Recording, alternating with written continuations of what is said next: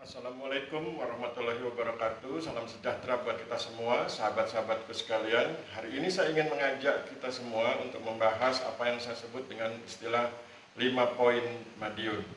Madiun yang dimaksud dalam hal ini adalah Kabupaten Madiun, Provinsi Jawa Timur, yang nanti tentu berhubungan dengan pemerintah Kabupaten Madiun dan kantor pertanahan Kabupaten Madiun. 5 poin Madiun saya ambil dari materinya saya ambil dari buku yang saya tulis berjudul Partisipasi Masyarakat pada Bidang Pertanahan di Kabupaten Madiun, Grobogan, dan Kendal yang diterbitkan oleh Grama Surya pada tahun 2021. Apa isi dari 5 poin Madiun? Yang pertama, kita akan membahas rasionalitas pemetaan partisipatif. Kemudian kedua, kita akan bahas mengenai format pemetaan partisipatif. Kemudian ketiga, kita akan bicara tentang value atau nilai yang dikembangkan pada pemetaan partisipatif. Value ini dalam pengertian konsep baik, benar, dan indah begitu ya, bukan value dalam artian ekonomi. Kemudian yang keempat, kendala pemetaan partisipatif, dan nanti diakhiri oleh poin kelima, yaitu manfaat pemetaan partisipatif atau pasca IP4T partisipatoris. Kita mulai di poin pertama, yaitu rasionalitas pemetaan partisipatif. Saya ingin garis bawahi dulu, pemetaan partisipatif adalah pemetaan yang dilakukan oleh masyarakat dengan tetap memperhatikan kaidah pemetaan yang disupervisi oleh para petugas dari kantor pertanahan Kabupaten setempat, ya dalam hal ini kantor pertanahan Kabupaten Madiun, karena ini bicara tentang 5 poin Madiun. Rasionalitas pemetaan partisipatif itu ada 4, yaitu rasionalitas tradisional, rasionalitas cost and benefit, rasionalitas pemberdayaan masyarakat, dan rasionalitas pelaksanaan tugas.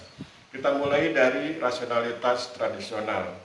Rasionalitas tradisional adalah pola pikir, konsep, atau mindset, baik maupun cultural set yang dibangun dengan mengutamakan semangat tradisional, yaitu semangat guyup, semangat kebersamaan yang ada di masyarakat desa.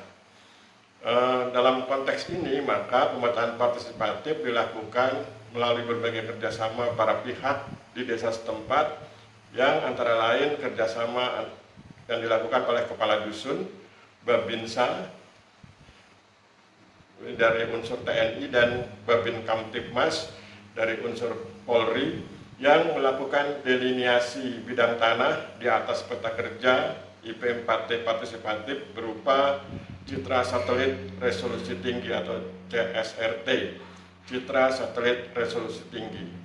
Itu rasionalitas tradisional. Jadi kata kuncinya dari rasionalitas tradisional adalah membangun semangat guyup yang dalam hal ini terutama dilakukan oleh Kepala Dusun, Babinsa, Babin Kamtibmas, dan masyarakat setempat. Kemudian ada juga rasionalitas cost and benefit. Rasionalitas cost and benefit terdiri dari penyediaan biaya dan keuntungan yang akan diperoleh. Ini sama dalam hal biaya dan keuntungan, yaitu selalu berkaitan dengan biaya sosial, nanti akan memperoleh keuntungan sosial. Biaya ekonomi akan memperoleh keuntungan ekonomi, dan biaya teknis akan memperoleh keuntungan teknis. Biaya sosial misalnya ketika pelaksanaan pemetaan partisipatif membutuhkan berbagai upaya pendekatan secara sosial agar mendapat dukungan dari berbagai pihak. Ini nanti akan memperoleh keuntungan sosial berupa semakin kuatnya solidaritas agraris yang ada di masyarakat. Kemudian berkaitan dengan ekonomi, ada biaya ekonomi, yaitu dana yang harus dikeluarkan, yang nanti juga akan memperoleh keuntungan ekonomi, misalnya ketika kemudian berdasarkan peta yang berhasil dibuat, dibangun perencanaan yang matang, sehingga kemudian bisa membangkitkan kegiatan ekonomi masyarakat desa. Kemudian ada penyediaan biaya teknis dan keuntungan biaya teknis. Penyediaan biaya teknis misalnya bagaimana kemudian para kadus, Babinsa, dan Babin Kamtibmas harus bersusah payah mengikuti pelatihan, sehingga kemudian mereka harus meluangkan waktu untuk mengikuti pelatihan, tetapi kemudian nanti juga akan memperoleh keuntungan teknis. Bagi yang bersangkutan berarti kemampuan untuk memetakan, dan bagi pemerintah desa berupa keuntungan adanya peta partisipatif yang bisa digunakan untuk perencanaan desa. Kemudian ada juga yang berikutnya adalah rasionalitas pemberdayaan masyarakat. Rasionalitas pemberdayaan masyarakat itu ada 3, yaitu enabling, empowering, dan protecting. Enabling yaitu ketika pemetaan partisipatif mampu menciptakan suasana atau situasi serta kondisi yang memungkinkan segenap potensi masyarakat desa dapat berkembang. Jadi kan pemetaannya dilakukan oleh masyarakat desa sehingga kemudian bisa membuat mereka menjadi berkembang dari segi SDM, tetapi juga nanti ketika peta itu berhasil dibuat bisa mengembangkan aspek sosial dan ekonomi, misalnya dengan melakukan perencanaan desa yang matang. Kemudian empowering, memperkuat potensi atau daya yang dimiliki masyarakat desa, misalnya ketika berhasil dibuat IP4T partisipatif, yaitu inventarisasi, penguasaan, pemilikan, penggunaan, dan pemanfaatan tanah secara partisipatif. Peta IP4T partisipatif inilah yang kemudian akan mampu mendukung untuk menemukan potensi-potensi yang ada di desa untuk kemudian nantinya bisa dikembangkan atau diberdayakan. Kemudian protecting, yaitu melindungi dan membela kepentingan masyarakat, khususnya yang berkaitan dengan sosial ekonomi maupun yang berkaitan dengan kondisi lingkungan, sehingga dari segi ekonomi masyarakat bisa membaik kemampuan ekonominya, tetapi juga dari segi lingkungan maka konservasi sumber daya alam bisa dijaga. Kemudian rasionalitas berikutnya adalah rasionalitas pelaksanaan tugas, di mana segenap stakeholder bertindak berdasarkan kewajiban yang dibebankan kepadanya. Jadi pemerintah Kabupaten Madiun bertindak berdasarkan beban yang diberikan kepadanya. Kemudian kantor pertanahan Kabupaten Madiun demikian juga, pemerintah desa dan kelurahan juga begitu, serta masyarakat pun begitu. Jadi ke semua pihak, semua elemen atau segenap stakeholder bertindak berdasarkan kewajiban yang dibebankan kepadanya. Jadi ada konsep pembagian tugas ya. Kemudian kalau tadi kita sudah bicara tentang rasionalitas pemetaan partisipatif yang terdiri dari rasionalitas tradisional, rasionalitas cost and benefit, rasionalitas pemberdayaan masyarakat, dan rasionalitas pelaksanaan tugas, maka kini kita masuki poin kedua, yaitu format pemetaan partisipatif. Formatnya yaitu mulai dari format pelaksanaan. Format pelaksanaan itu ada 3, yaitu demarcation, occupied boundaries, dan on map. Jadi itu prinsipnya, demarcation, occupied boundaries, on map. Demarcation artinya penarikan batas bidang tanah. Dalam hal ini dilakukan oleh Kepala Dusun, Babinsa dan Babin Kamtibmas, didampingi pemilik bidang tanah, tetangga batas, dan biasanya juga didampingi oleh Ketua RT. Itu demarcation, penarikan batas bidang tanah. Kemudian dilanjutkan oleh occupied boundaries, penarikan batas penguasaan tanah. Jadi setelah bidang tanahnya ditarik, kemudian batas penguasaan tanahnya ditarik. Ada yang pas, overlap, ada yang kemudian satu bidang tanah dikuasai oleh 2 orang. Kemudian sesudah itu on map, melakukan penarikan batas di atas peta. Jadi format pelaksanaannya adalah demarcation, occupied boundaries, dan on map. Penarikan batas bidang tanah sekaligus penarikan batas penguasaan tanah yang dilakukan di atas peta. Dalam hal ini peta yang digunakan dalam konteks Kabupaten Madiun adalah citra satelit resolusi tinggi ya. Nanti detailnya kita bahas di bagian berikutnya. Kemudian ada juga format koordinasi. Format koordinasi itu ada 2 level, koordinasi tingkat pimpinan dan koordinasi tingkat pelaksana. Koordinasi tingkat pimpinan itu antara Kepala Kantor Pertanahan, Komandan Kodim Madiun, Kapolres Madiun, Kejaksaan Negeri Madiun, serta berbagai unsur dari pemerintah kabupaten. Sedangkan koordinasi tingkat pelaksana diikuti oleh staf kantor pertanahan, camat, dan ramil, dan kapolsek. Sesudah selain itu kemudian juga ada format pemerintahan. Format pemerintahan berupa terbitnya beberapa peraturan Bupati Madiun yang mendukung kegiatan pemetaan partisipatif atau IP4T partisipatif. IP4T itu inventarisasi, penguasaan, pemilikan, penggunaan, dan pemanfaatan tanah. Itu ya, jadi ada IP4T partisipatif ketika masyarakat dilibatkan.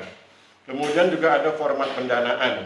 Format pendanaannya terdiri dari dana APBN pada DIPA Kantor Pertanahan Kabupaten Madiun, dana APBD Pemerintah Kabupaten Madiun, dan dana ADD, alokasi dana desa pada tiap-tiap desa di wilayah Kabupaten Madiun. Kemudian kita masuk ke poin ketiga tentang value. Value itu tentang konsep baik, benar, dan indah yang dikembangkan pada pemetaan partisipatif. Value yang dikembangkan pada pemetaan partisipatif adalah pertama penghormatan terhadap alat bukti. Dalam hal ini masyarakat didorong untuk menghormati adanya alas hak atau surat-surat yang mendukung bukti penguasaan dan pemilikan tanah. Kemudian penghormatan terhadap hak seseorang. Dalam hal ini masyarakat dilatih, diedukasi agar atau diberi pemahaman agar menghormati hak seseorang dalam hal bidang tanah ya. Oleh karena itu maka wujudnya di lapangan berupa penerapan asas kontradiktur delimitasi, yaitu pengukuran batas bidang tanah dilakukan ketika dihadiri oleh tetangga batas dari bidang tanah yang diukur. Kemudian ada juga penghormatan terhadap proses administrasi, yang wujudnya adalah masyarakat diedukasi untuk menghormati proses pemberkasan, yaitu bagaimana alat-alat bukti kemudian disandingkan dengan hasil pengukuran diadministrasikan, yang kemudian dalam istilah administrasi kita sebut dengan istilah pemberkasan. Kemudian penghormatan terhadap pemegang atas tanah, yaitu masyarakat diedukasi untuk menghormati mereka-mereka yang telah memiliki sertifikat hak atas tanah sebagai alat bukti yang kuat. Itu poin 3 tentang value yang dikembangkan pada pemetaan partisipatif. Kemudian berikutnya yang keempat adalah tentang kendala pemetaan partisipatif. Kendala pemetaan partisipatif di Kabupaten Madiun, yaitu pertama berkaitan dengan kendala peta kerja, dan yang kedua nanti berkaitan dengan kendala pelatihan.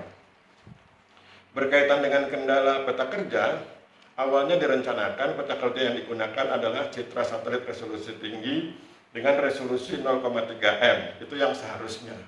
Tetapi sesudah dicari di sana-sini, ternyata di pasaran hanya tersedia citra satelit resolusi tinggi dengan resolusi sebesar 0,7 m. Jadi itu yang senyatanya. Sehingga kemudian tentu hal ini berarti tingkat ketelitiannya menurun ya, dari 0,3 m menjadi 0,7 m. Kemudian kendala pelatihan. Kendala pelatihan ini agak ramai karena kemudian ada beberapa tahapan yang dilalui. Yaitu pertama, ini dalam konteks kendala pelatihan, awalnya pemerintah desa di Kabupaten Madiun akan mengirim perangkat desanya untuk mengikuti pelatihan yang diselenggarakan oleh Kantor Pertanahan Kabupaten Madiun dengan membayar biaya pelatihan. Ketika hal ini dikonsultasikan kepada pihak Kejaksaan Negeri Madiun, maka kemudian Kantor Pertanahan Kabupaten Madiun mendapat nasihat untuk tidak melakukan hal itu, karena Kantor Pertanahan Kabupaten Madiun tidak boleh menerima dana pelatihan.